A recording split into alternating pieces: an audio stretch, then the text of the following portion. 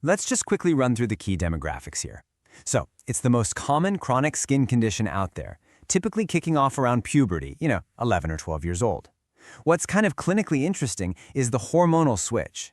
You'll see it more in males during their teenage years, but it tends to stick around more often in adult women. And, critically, remember this, it always shows up in areas rich with sebaceous glands, face, chest, and back. Your patients get breakouts on their face, their chest, their back, but you never see a pimple on the palm of their hand or the sole of their foot. The answer is just simple anatomy. The glands aren't there. Does anyone else in your family have bad acne? That often tells you a lot about severity. Menstruation, of course, is a classic trigger for women. Stress. Stress is huge, not just because of hormones, but because stressed people tend to pick at their skin, which makes everything a million times worse. And then you have things like diet. The jury's still out a bit, but there's a possible link to high glycemic foods and milk. If you look closely at this patient's skin, you can immediately spot several different types of lesions right next to each other. You can see some small red bumps, those are your papules. There are a few pustules, and you can bet there are some underlying comedones in there too.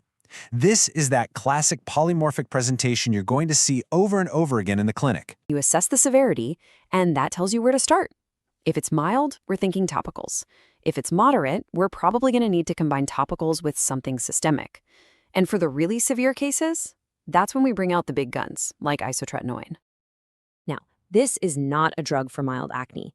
The indications are really specific. You use it for severe nodulocystic scarring acne.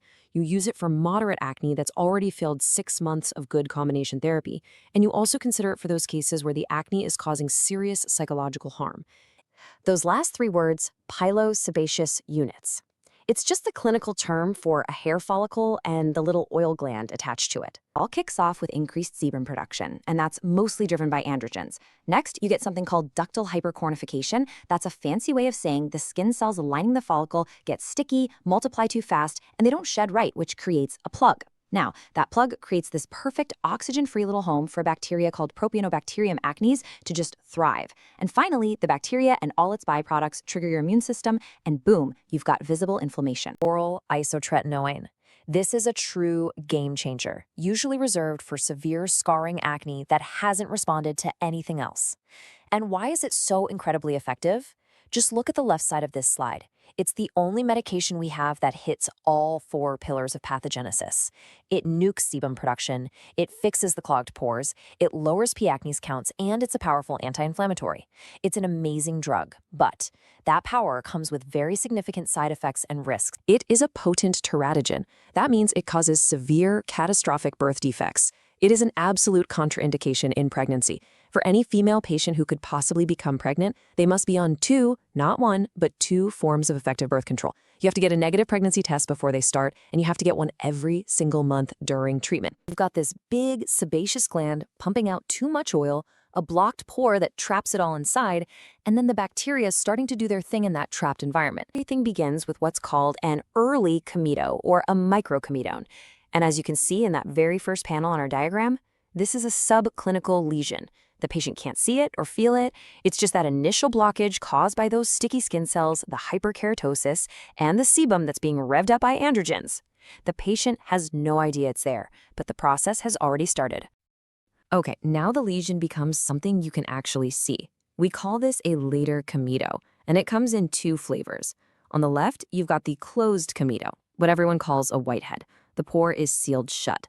On the right is the open comedo, or a blackhead. That dark color isn't dirt. It's just melanin and oxidized lipids. The wall of that follicle is getting stretched, it's under pressure, and the overgrowth of P. acnes is now triggering a major immune response. This leads to that classic red, tender bump we call an inflammatory papule. Now, if the immune system sends in a bunch of neutrophils and they form pus, well, it becomes a pustule. We have now officially crossed the line from a non-inflammatory to an inflammatory lesion. And finally, we get to the most severe stage. If that inflammation goes really deep, gets really intense, and sometimes even ruptures the follicular wall, we get what's called a nodule or a cyst. This is the stage where the risk of permanent scarring is highest. During a comedo extraction, a dermatologist or cosmetologist uses a sterile tool, often a comedone extractor, to apply gentle pressure around the clogged pore. This helps to release the trapped sebum and dead skin cells, برضه تقدر تقلل الانفلاميشن ان انت تحط ستيرويد انتراليجنالي او تعالجن كله بكرايوثيرابي. دايما سواء توبيكال او سيستميك الاكني محتاج انتيبيوتيك وريتينويدز. توبيكال انتيبيوتيك كليندامايسين، توبيكال ريتينويدز ريتينويك اسيد والادابالين. سيستميك انتيبيوتيك الكليندامايسين، سيستميك ريتينويد الايزوتريتونيون. بعض الانتيبيوتيك اللي موجودين سيستميك ما ينفعش تاخدها البريجننت بيشنت زي تتراسايكلين عشان مشهور انه بيعمل تيس ديسكلريشن وبون جروس ديفكتس في الفيتس. فيها كلمة برو فهو بروجستين كايوبروتيرون اسيتيز ده ما ينفعش في الميل عشان البروجستين هيعمل له فيمينايزيشن، وما ينفعش في الفيميل عشان البريجننت فيميل عشان بيعمل فيتس تراتوجينستي ويعمل فيمينايزيشن للفيتس برضه لو كان ميل فيتس. وهو بيفيد هنا في الأكني عشان هو أنتي أندروجين، والأندروجين بيحفز السيبان سكريشن. أنتيبيوتيك كورس ده بتلاقيه إن هو small dose كوز من أنتيبيوتيك 6 months، لو ما نفعوش يبقى تمشي على الريتينوين.